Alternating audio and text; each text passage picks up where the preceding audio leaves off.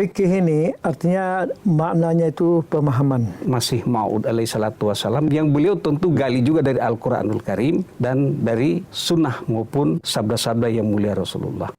Assalamualaikum warahmatullahi wabarakatuh.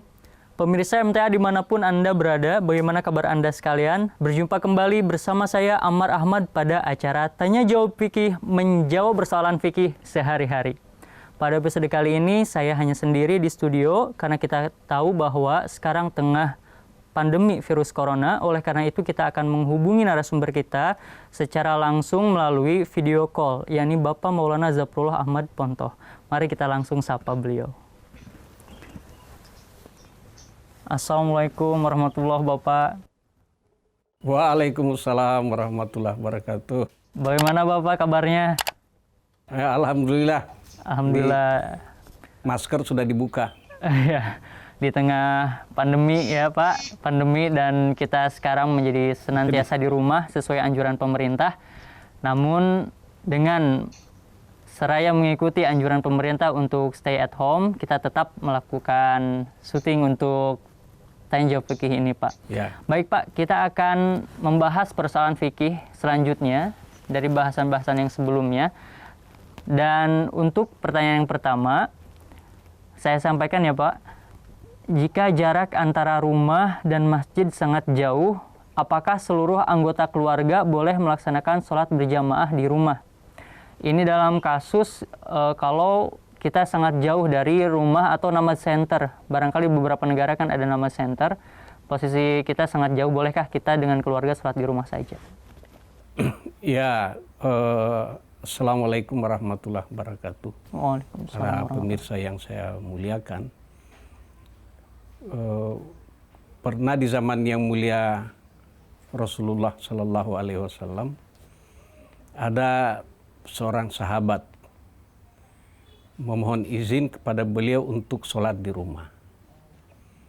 Alasannya karena pertama beliau memang sudah sepuh. Yang kedua, beliau buta. Yang ketiga, rumahnya cukup jauh. Dan di antara rumah ke masjid itu biasanya suka berlumpur. Makanya kemudian beliau minta izin. Beliau Shallallahu Alaihi Wasallam mengizinkan sahabat ini untuk sholat di rumah. Ketika sahabat ini beranjak untuk pulang, beliau Shallallahu Alaihi Wasallam panggil lagi dan tanya, apakah di rumah itu Tuhan mendengar azan dari masjid ini? Nah, beliau radhiyallahu anhu menjawab, iya mendengar. Nah, sehingga beliau menjawab, kalau demikian Tuhan sholat berjamaah di masjid. Nah, perlu kita ingat ya bahwa di zaman dulu kan belum ada loudspeaker. Jadi tentu jauhnya suara azan itu ya sejauh kuatnya suara orang untuk mengumandangkan azan. Kalau sekarang kan pakai loudspeaker, jadi ya bisa 1 kilo barangkali juga masih kedengaran suara azan. Nah, jadi sampai batas seperti itu yang beliau izinkan untuk maksudnya beliau menyarankan untuk sholat di masjid. Tetapi bagaimanapun, ya, setiap orang tentu memiliki pertimbangan masing-masing, ya, dan dia yang akan mempertanggungjawabkan kepada Allah Subhanahu Wa Taala mengenai benar tidaknya langkah yang dia ambil untuk sholat di rumah. Kalau memang dia bisa berupaya maksimal untuk sholat di masjid memang, atau di sholat center, memang lebih bagus. Ya. Nah, pernah juga huzur yang sekarang, Hazrat Khalifatul Masih Al-Khamis Ayyadahullahu Ta'ala bin Aziz, juga ketika ditanya oleh seseorang, atau seseorang itu meminta izin kepada beliau untuk sholat di rumahnya, beliau ya ayyadahullahu ta'ala bin Aziz menanyakan apakah Tuan punya kendaraan. Oh ada katanya. Oke. Kalau demikian berapa menit perjalanan kamu dari rumah sampai ke sini? Ini saya singkat aja pembicaraan antara beliau ayyadahullahu ta'ala bin Said dengan orang jemaat itu, karena ini agak panjang. Cuma singkatnya itu diperkirakan 20 menit perjalanan. Nah, beliau katakan kalau begitu silakanlah, karena ada kendaraan ya bolehlah Tuan datang sholat berjamaah. Awalnya beliau katakan sudah sekali sehari itu datang sholat berjamaah di masjid. Kemudian beliau menyarankan bahwa karena beliau Tuan punya sarana yang bagus ya, maka silakan berupaya untuk datang sholat berjamaah di masjid. Nah, berapapun nanti pengeluaran Tuan mengenai uang bensin dan segala macam itu, mudah-mudahan Allah Ta'ala akan ganti. Yang penting kita ambil berkatnya. Nah, itu yang beliau sarankan. Jadi pertanyaan yang tadi itu ya itulah jawabannya itu. Artinya boleh kalau memang dia sudah berupaya maksimal dan memang sulit bagi dia untuk sholat di masjid atau di sholat center. Nah, maka dia boleh sholat berjamaah dan harus berjamaah di rumah. Karena perintah sholat itu adalah perintah sholat berjamaah. Dengan siapapun dia di rumah, ya, 2 orang kan sudah berjamaah. Tapi harus berupaya untuk sholat berjamaah di rumah. Baik Pak, jadi poin penting yang dari Bapak tadi sampaikan ialah sebaiknya memang kita berusaha maksimal terlebih dahulu untuk melaksanakan sholat berjamaah di namaz center atau di masjid. Namun apabila setelah berupaya demikian pun masih tetap sulit, maka bolehlah sholat di rumah dengan keluarga dan mesti berjamaah. Jadi boleh mengadakan Jumatan di rumah. Nah, kemudian Pak, iya, kalau memang sama sekali tidak bisa itu diupayakan ke sholat center atau masjid ya, sholat Jumat itu boleh di rumah. Dan bahkan kalau Hadrat Masih Maud alaihissalam memfatwakan bahwa 2 orang pun boleh sholat Jum'ah. Ya. Yang penting ada imamnya, ada khatibnya yang laki-laki dewasa. Selebihnya boleh istrinya yang ikut atau anaknya yang ikut, terserah. Ya. 2 orang pun boleh sholat Jumat. baik Pak. Kemudian kita tengah mengetahui bahwa pada masa sekarang itu tengah wabah Pak, pandemi. Dengan wabah pandemi itu mungkin salah satu juga istisna atau pengecualian yang membuat kita memang boleh untuk beribadah di rumah saja sesuai anjuran pemerintah Pak. Ya memang ini memang jadi ajaran Islam itu ternyata ya sangat luar biasa. Karena apa yang disabdakan oleh Yang Mulia Rasulullah SAW, lalu di zaman kita sekarang ini disabdakan oleh Hadrat Masih Maud alaihissalatu wassalam, dan sekarang dicontohkan oleh imam kita, ya, bahwa karena ada perintah anjuran dari pemerintah untuk stay at home, tinggal di rumah, beliau pun beribadah pun di rumah. Coba, kecuali kalau Jumat beliau khutbah di masjid, ya kan? Tetapi sholat beliau sholat di rumah, tentu dengan keluarga beliau berjamaah. Nah ini itulah kesempurnaan ajaran Islam. Ya. Dalam situasi bagaimanapun kita bisa melaksanakan ibadah sesuai dengan syariat Islam. Baik Pak, langsung saja kita ke pertanyaan yang kedua Pak.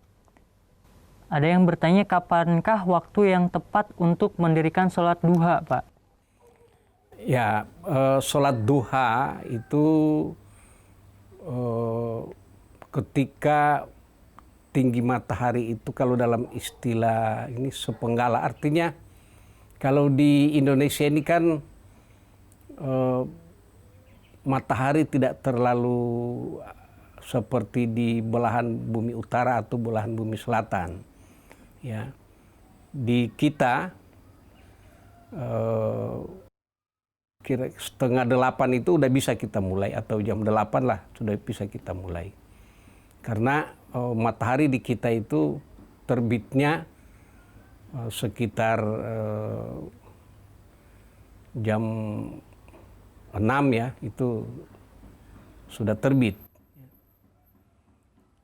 Jadi kira-kira 7:30 atau jam 8 lah bagusnya kita udah bisa mulai sholat duha.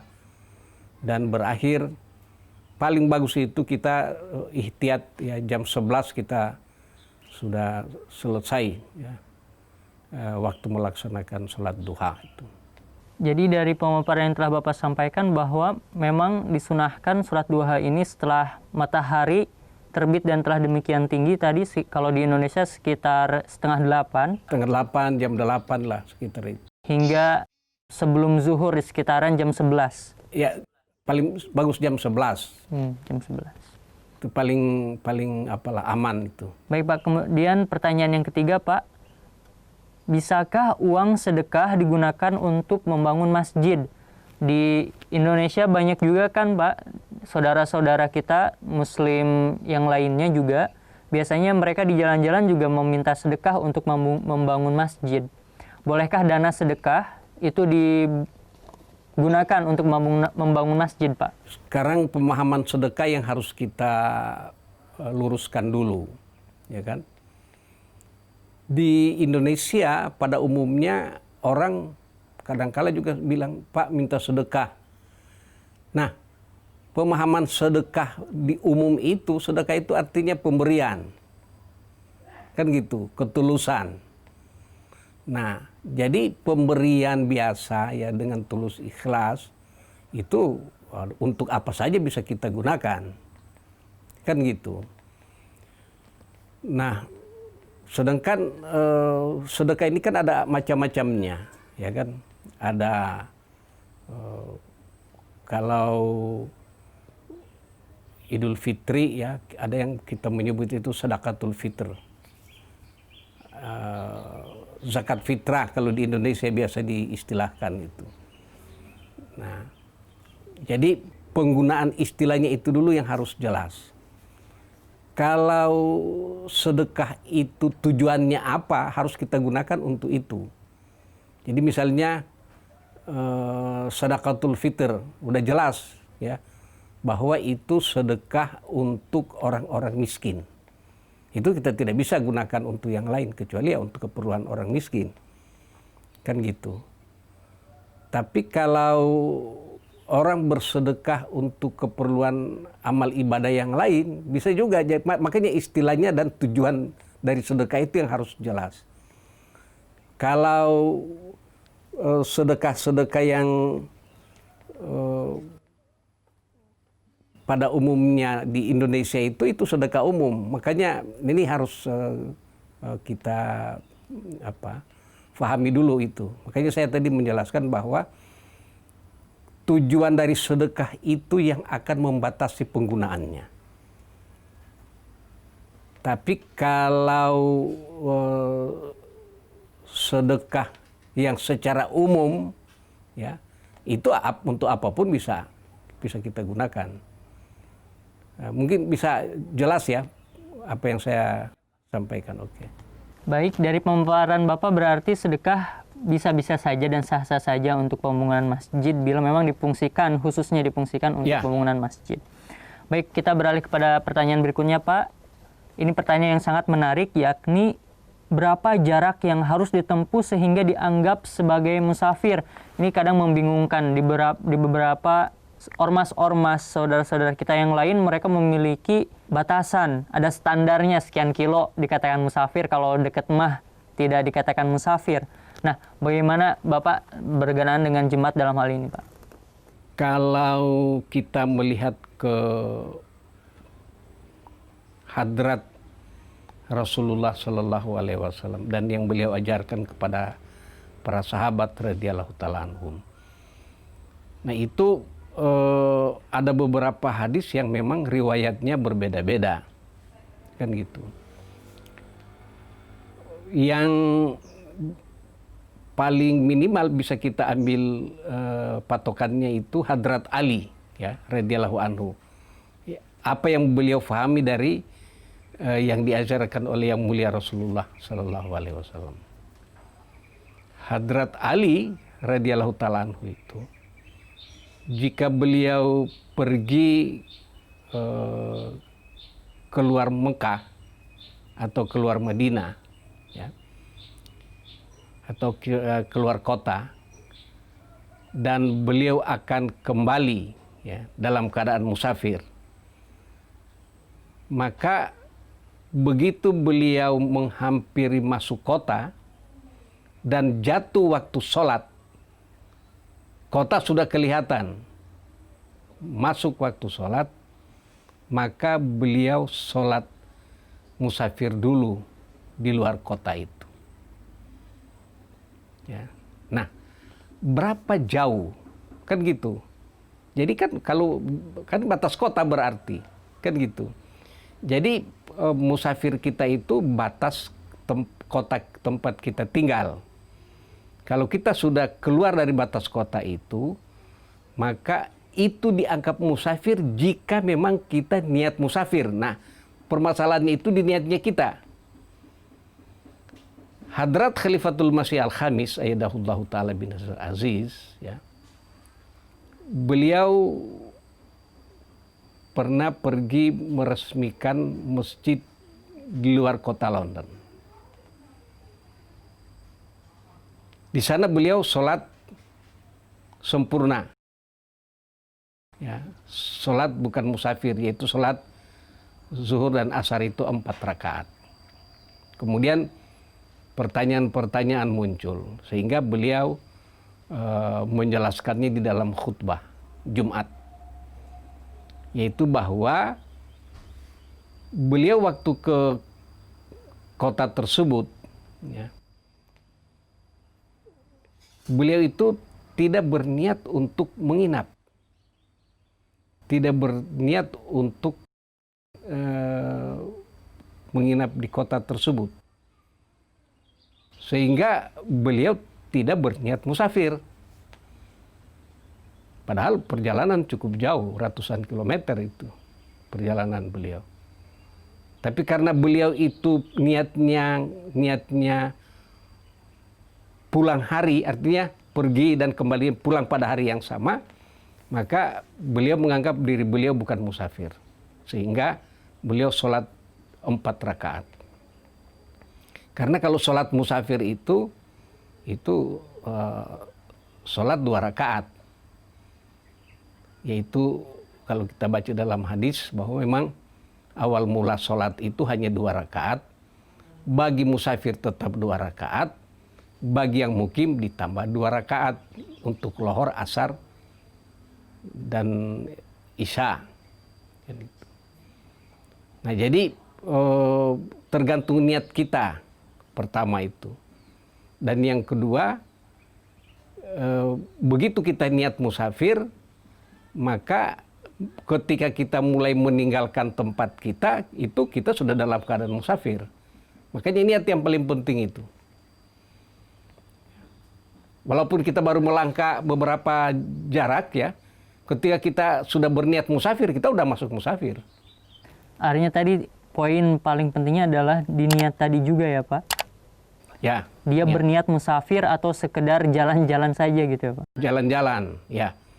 Karena mungkin saya bisa tambahkan bahwa Hadrat Masih Maud alaihissalatu wassalam pernah bersabda, kami kadang-kadang berjalan sampai 8-9 kilometer, ya, jalan pagi, tapi kami tidak pernah menganggap itu musafir, karena memang hanya jalan-jalan.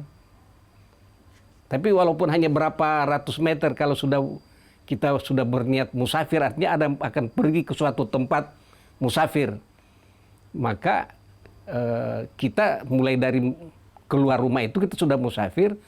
Dan apa tanda musafir? yaitu kita menyiapkan perbekalan. Minimal kita menyiapkan pakaian kita untuk menginap, kan gitu. Jadi kita memang sudah menyiapkan perbekalan kita untuk menginap di satu tempat. Jadi apakah kalau umpamanya dulu mungkin perbekalan makanan ya, kalau sekarang kan perbekalan uang, ya kan? Lalu kemudian pakaian. Jadi artinya kita memang sudah berniat untuk menginap di satu tempat ya, di luar kota. Itu satu. Dan jadi ada niat dan juga niat itu akan ditandai oleh persiapan kita. Tapi kalau seperti Hadrat Masih Maud alaihissalatu wassalam pergi jauh ya sampai 8-9 km, tapi beliau tidak mempersiapkan musafir. Beliau hanya untuk jalan-jalan saja, jalan pagi. Ya, makanya beliau mengatakan itu bukan musafir.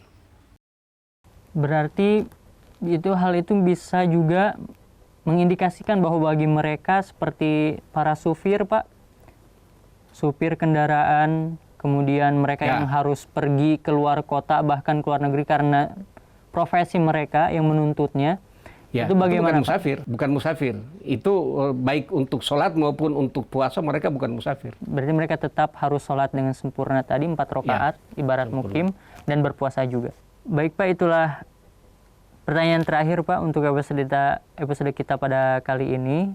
Insya Allah kita akan berjumpa kembali Pak pada episode selanjutnya untuk membahas kelanjutan dari pertanyaan-pertanyaan ini Pak.